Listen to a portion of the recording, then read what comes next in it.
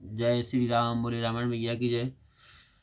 को रघुनंदन छवि बिलो की के बोली सखी सुख बैना, और राजकुंवन एक करन कलेऊ जात जनक के एना। कोई श्री राम जी की शोभा देखकर बोली कि हे सखी सुनो, ये राजकुमार कलेव करने के लिए राजा जनक के घर जाते हैं। इनको श्रीनिधि गए लेवाबन आए चारों बेटा, और रंग भी ने रघुवंशी छेला दशरथ राज दुलेटा। इनको लक्ष्मी निधि लेवाने गए थे रंग भरे दूल्हे राजवंश के छेला राजा दशरथ जी के चारों पुत्र आए हैं। धनी यह भाग्य हमारो प्यारी निज भर नैन निहारो, और ना तू दर्शन दुर्लभ दुल्हन के रवि कुल प्राण प्यारे। हे प्यारी, हमारा यह धन्य भाग्य है जो इन्हें नेत्रों भर देखा, नहीं तो सूर्य कुल के दुलारे इन दूल्हों के दर्शन दुर्लभ थे। भाग्य सुहागे आज भल पायो श्री मिथिलेश की बेटी, और सुंदर श्याम माधुरी मूरत निज निज भुज भर भेटी। श्री मिथिलेश कुमारी सीता जी ने बड़ा भाग्य और सुहाग पाया है, जिन्होंने सुंदर श्याम माधुरी मूर्ति को अपनी बाहों से भरकर बैठा है। बोली अपर सखी सुन सजनी भली बात बन आई, और हम चले सब जनक महल को हंसिए ने हंसाई। और दूसरी बोली कि हे सजनी सुनो, यह सुंदर अवसर आ बना है, हम सब भी जनक जी के महलों को चलें और स्वयं हंसकर इनको भी हंसावें। इम सब बातें करत परस्पर भई प्रेम बस बामा, और सुनत जात मुस्कात अनुजीवत कृपा से श्री रामा। वे सब स्त्रियां इस प्रकार बातें करते हुए प्रेम के वश में हो गईं। कृपा के समुद्र श्री राम जी भी भाइयों सहित सुनते और मुस्काते जाते हैं। द्वार समीप देखे अति सुंदर मणिमय चौक सवारे, और राजकुंवर रघुवंशन के तहाँ भये ठाणे मतवारे। द्वार के निकट अत्यंत सुंदर मणिमय चौक पूरे हुए देखकर वे सूर्य वंश के मत वाले राजकुमार वहां खड़े हो गए। उतर जात लहसिया मात की नगर सुहासिन नारी, और कंचन कलश सजे सिर ऊपर पल्लव दीप समारी। उधर श्री सीता जी की माता जी की आज्ञा लेकर नगर की सुहागिन स्त्रियों ने पल्लव दीपों सहित कंचन के घड़े सजाकर सिरों पर रखे। गावत मंगल गीत मनोहर कर ले कंचन थारी, और परछन चली हेतु रघुबर के बहु आरती सम्हारी। हाथ में सोने के थाल और लेकर आरती सजाकर वे मनोहर मंगल गीत गाती हुई रघुनाथ जी की परछाने के हेतु चली। जाए समीप निहार राम छवि ढगे आनंद आनंद जलवाड़ी, और छकित रही बर बंद बिलोकत चकित रही तहाँ ठाड़ी। समीप जाकर श्री राम जी की सुंदरता देखकर नेत्रों में आनंद आंसू भराए। वे उनकी अनुपम सुंदरता को देखकर छक गईं और चकित होकर खड़ी रह गईं। राम रूप रंग गई रंगीली लख दूल्ह सुख सारा, और तन मन रहे न सरेख काहू को करे को मंगल चारा। सुख के मूल दूल्हा को देखकर वे रंगीली श्री राम जी के रूप में रंग गई। किसी को तन मन की सुध न रही तो मंगल चार कौन करे। प्रेम पयोद मगन सब प्यारी धर पुनि धीरज भारी, और परछन अली भली विधि कीनी रोक बिलोचन वारी। सब सखियां प्रेम सागर में मग्न हो गईं। फिर भारी धैर्य धारण कर और नेत्रों का जल रोक कर सब भली भांति से परछन करने लगीं। लक्ष्मी निधि तब उतर तो रगते चारों कुंवर उतारे, और पाड़ी पकार रघुनंदन जी को भीतर महल सिधारे।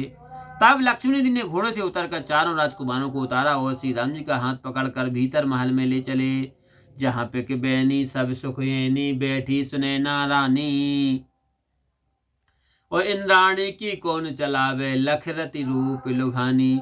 जहां समस्त सुखों की स्थान मधुर भाषणी रानी सुनैना बैठी थी, उनके रूप को देखकर इंद्राणी तो क्या स्वयं रति को भी मोहित हो जाती थी। चंद्रमुखी चहु और विराजे को कर चमर चलावे, और को सखी देखे राम की शोभा यारत मंगल गावे। चारों ओर चंद्रमुखी स्त्रियां सुशोभित थी। चारों कोई चावल ढुला रही है और कोई श्री राम जी की शोभा देख आरती मंगल गा रही थी। तेह छन तहाँ गए रघुनंदन मन फंदन बर बेसा, और देखा तो उठी सकल रन बासो रहे न तनहु सरेखा।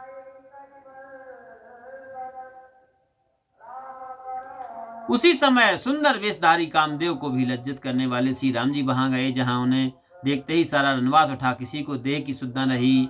कर आरती बार मन भूषण सादर पाए पखारे। और 4 रंग के 4 सिंहासन चारों पर बैठारे।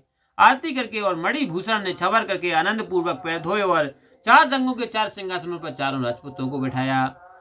लखी छवि ना सासु सुने ना, ये कहूँ पलक तजे ना, और भूली चैना बोल सके ना, कहत बने का बेना। सौंदर्य के स्थान श्री राम जी को सुनैना रानी पलक बिसार कर देखने लगी। वे चेत भूल गईं, बोल नहीं सकती, मुख से बात नहीं बनती। तक तक जक रही तनक नहीं, डोले मगन महामुद माही। राम रूप रंग गई रंगीली, आंसू बहे ढग जाही। देखकर वे स्थिर हो गईं, जरा भी हिली नहीं, अत्यंत आनंद में मग्न हो गईं। वे रंगीली श्री राम जी के रूप में ऐसी रंगी की आंखों से आंसू बहे जाते हैं। इमता दशा देख सासू की राम सुनत मन माही। ओ काहे भव यह आज रानी को पूछत में सकुचाही।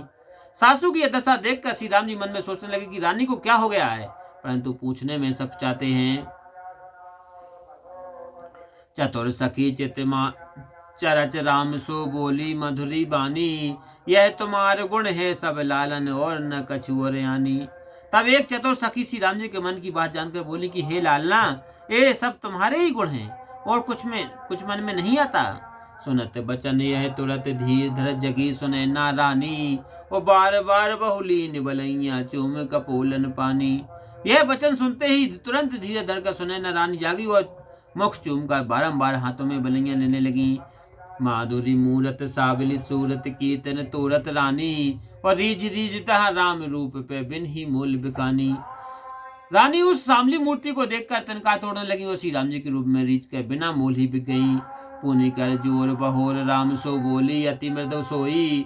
ओठहु लाल अब करहु कलेऊ, जो जो रुचि होई ही सोई होई। फिर हाथ जोड़कर अति मधुर वाणी से बोली कि हे लाल, उठो और मन में इच्छा हो सो कलेव करो। यह सुन लखन समेत उठे चाह चारहों राज दुलारे। ओ भरी भागे अनुराग सुनैना, निज कर पाए पखारे। यह सुनकर सखाओं सहित चारों राजकुमार उठे और बड़भाग्नि सुनैना रानी ने प्रेम पूर्वक अपने हाथों से चरण धोए। रचना अधिक पदिक के पीड़न बैठारे सब भाई। ओ कंचन थारी मृदुल सुहारी, परसी विविध मिठाई। विचित्र रचना एक सिंहासनों पर सब भाइयों को बिठाया और सोने की थालियों में अनेक प्रकार की पूड़ी व मिठाई परोसी। रुचि अनुरूप भूप सुत जेबत पवन डुलावे सासू। और बूझ बूझ रुचि व्यंजन पर से बरन न जाए हुलासू। रुचि के अनुसार राजकुमार जीमते हैं, सासू पंखा करती हैं और रुचि पूछ पूछ कर पकवान परोसती हैं। उस समय का आनंद कहा नहीं जाता। स्वाद सराहे पाए पुनि अचये, सखियन पान खवाए। और बैठे पहर पोशाक सखन युक्त विविध सुगंध लगाए। स्वाद की सराहना करके राजकुमार जीमते हैं, फिर आचमन किया, सखियों ने पान खिलवाए। तब वे सखाओं सहित वस्त्र पहनकर बैठे। सखियों ने अनेक सुगंधित वस्त्रों में लगाई। पवन सुकाज कठिन जगमाही, जो नहीं होता तो बाही। राजे ने सब चैन युत राजे राजकुमार, जिनको हास विलास लखी लाज लाखन मार।